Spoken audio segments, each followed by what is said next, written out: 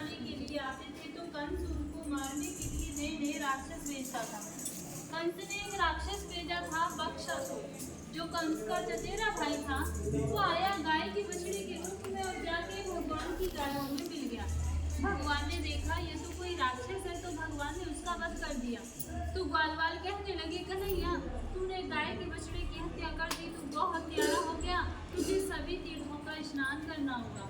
तो ठाकुर जी ने सभी तीर्थों को यहीं पे बुलाया। बाहर एक कुआं है सामने, उसे अपनी बंसी से प्रकट किया, उसमें विराजमान हुए। तो सभी तीर्थों ने अपना रूप धर के भगवान को स्नान कराया। जब भगवान की शुद्धि हुई तो इस कुएं में सभी तीर्थों का जल है। जब कभी भी सोमवती अमावस्या होती है तो इस कुएं का जल सफेद हो जाता है। जिन माता बहनों की संतान नहीं होती हो, गर्भ खंडित हो जाते हो, तो यहाँ आकर इस कुएं पे स्नान करें, इस मंदिर में मनोकामना बोले तो उन्हें संतान की प्राप्ति होती है। दूसरी लीला है राधा कृष्ण के विवाह की, जो बहुत से भक्तों को नहीं पता कि राधा कृष्ण की शादी हुई है।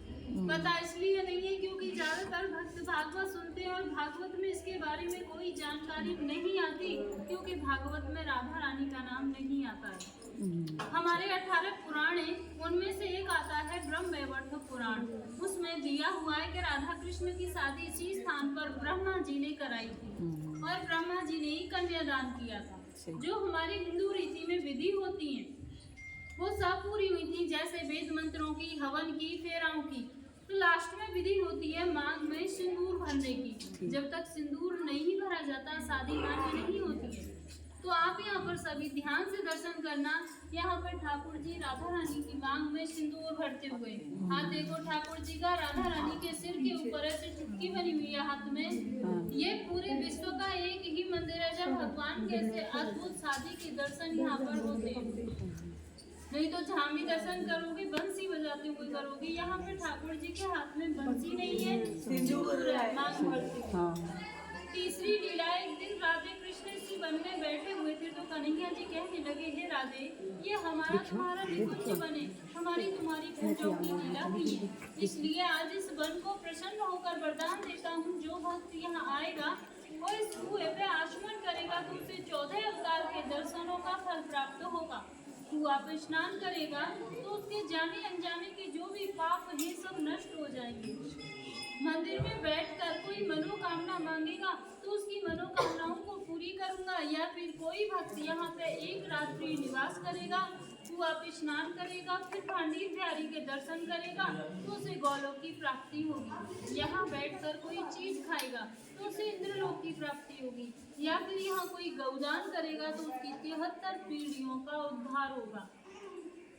इतना सुनने के बाद राधा रानी घबरा गई और बोली, हे प्रभु आपने तो इतने वरदान दे दिए, इतना होने पर तो यहाँ भक्तों की इतनी भीड़ हो जाएगी कि 24 घंटे व्रत रहेंगे, हमारे तुम्हारे मिलने में बाधा पड़ जाएगी। तो ठाकुर जी बोले, हे राधे गोपनीयम, ये मेरा गुप्त स्थान है, यहाँ पे हर कोई नहीं आ सकता। जिसके ऊपर मेरी विशेष कृपा होगी वही भक्त यहाँ पे आ सकता है, अन्यथा मैं हर किसी को यहाँ आने नहीं दूंगा। तो जब जिन भक्तों के ऊपर ठाकुर जी की विशेष कृपा होती है वही भक्त यहाँ तक पहुँच पाती है।